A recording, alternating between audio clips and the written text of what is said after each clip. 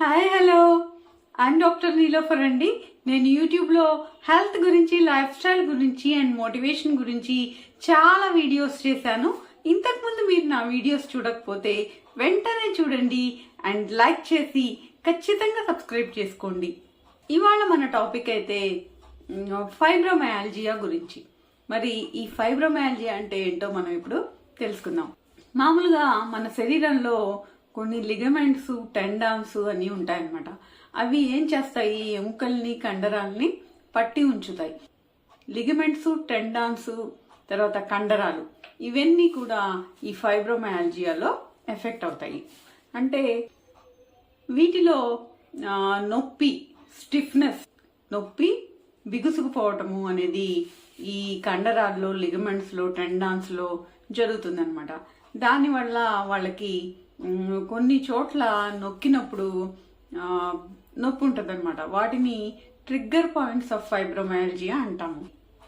ముఖ్యంగా మెడ కండరాలు, ఛాతీ కండరాలు ఎఫెక్ట్ అవుతాయి. అయితే నొప్పి మాత్రం ఈ భుజాల్లో, తర్వాత చేతుల్లో, వెన్నులో, కాళ్ళల్లో ఇలా కనబడుతూ ఉంటుంది. అయితే ఈ ఫైబ్రోమయాల్జియాకి కొన్ని మానసిక సమస్యలతో కూడా సంబంధం ఉంటుంది అనమాట. అంటే ఎక్కువగా ఇది డిప్రెషను, తర్వాత పానిక్ యాంగ్జైటీ, పిటిఎస్డి ఇలా ఉన్న వాళ్ళలో ఇది కనబడుతూ ఉంటుంది. అంతేకాకుండా ఈ డిప్రెషను, క్రానిక్ ఫెటిక్ సిండ్రోమ్ అని ఉంటాయి, మానసిక ప్రాబ్లమ్స్. వీటిలో కూడా ఈ ఫైబ్రోమయాల్జియాని ఎక్కువ నోటీస్ చేశారు. దీన్ని బట్టి ఏమర్థం అవుతుందంటే ఈ ఫైబ్రోమయాల్జియా రావటానికి 1 సంవత్సరం ముందు నుంచే వాళ్ళలో ఏదో ఒక సైకియాట్రిక్ ప్రాబ్లం, అంటే మానసికంగా సమస్యలు ఉన్నట్టు పరిశోధనలో తేలిందన్నమాట. అయితే ఈ ఫైబ్రోమయాల్జియా అనేది ముఖ్యంగా ఆడవాళ్లలో మగవాళ్ళ కంటే ఎక్కువగా కనబడుతుంది. అంతేకాకుండా పనిచేసే వయసు వాళ్ళకి, అంటే యంగ్ జనరేషన్కి అనమాట, ఇది ఎక్కువగా కనబడుతుంది. దానివల్ల వాళ్ళు చేసే పనుల్లో 50% మాత్రమే చేయగలుగుతారు. ఈ నొప్పుల వల్ల వాళ్ళ ప్రొడక్టివిటీ అనేది తగ్గిపోతుంది. అయితే ఈ ఫైబ్రోమయాల్జియాకి మరి కారణం ఏంటంటే జనరల్గా దీనికి పర్టికులర్గా ఇది కారణమని తెలియదు అనమాట. పర్టికులర్గా ఇది కారణమని తెలీదు. ముఖ్యంగా స్ట్రెస్ వల్ల ఇది వస్తుందనేది నోటీస్ చేశారు. అయితే ఈ స్ట్రెస్ వల్ల ఎందుకు వస్తుందంటే స్ట్రెస్లో ఏమవుతుంది, ఈ రక్తనాళాల్లో స్పాజం ఏర్పడి అవి ఆక్సిజన్ని ఆయా భాగాలకు, ఎక్కడైతే వీళ్ళకి నొప్పులు ఉన్నాయో ఆయా భాగాలకు ఆక్సిజన్ సరఫరా తగ్గుతుందన్నమాట. దానివల్ల వీళ్ళకి ఈ విధంగా నొప్పులు అనేవి వస్తే, ఇది ఫైబ్రోమయాల్జియా అని గుర్తించే ముందు వాళ్ళకి ఈ రుమాటిక్ వ్యాధి కానీ, లేకపోతే హైపోథైరాయిడిజం కానీ, ఈ 2 లేవని చెప్పి నిర్ధారణ చేయాలన్నమాట. అవి 2 లేకపోతేనే అది ఫైబ్రోమయాల్జియా కిందకి లెక్కలోకి వస్తుంది. ఎందుకంటే వాటిలో కూడా నొప్పులు ఉంటాయి కాబట్టి ఆ 2 ప్రాబ్లమ్స్ లేకపోతేనే ఫైబ్రోమయాల్జియా అని డిసైడ్ చేస్తారు. అయితే ఈ బాడీ మొత్తం నొప్పులు అనేవి కనీసం 3 నెలల నుండి ట్రిగ్గర్ పాయింట్స్, ఇందాక చెప్పాను కదా, టెండర్ పాయింట్స్ అనమాట. ఎక్కడైతే నొక్కితే నొప్పులు ఉంటాయో అలా కొన్ని టెండర్ పాయింట్స్ ఉంటే గనక 3 నెలల వరకు ఇలా నొప్పులుండి బాడీ మొత్తం టెండర్ పాయింట్స్ ఉంటే వాళ్ళకి ఫైబ్రోమయాల్జియా అని నిర్ధారణ చేస్తారనమాట.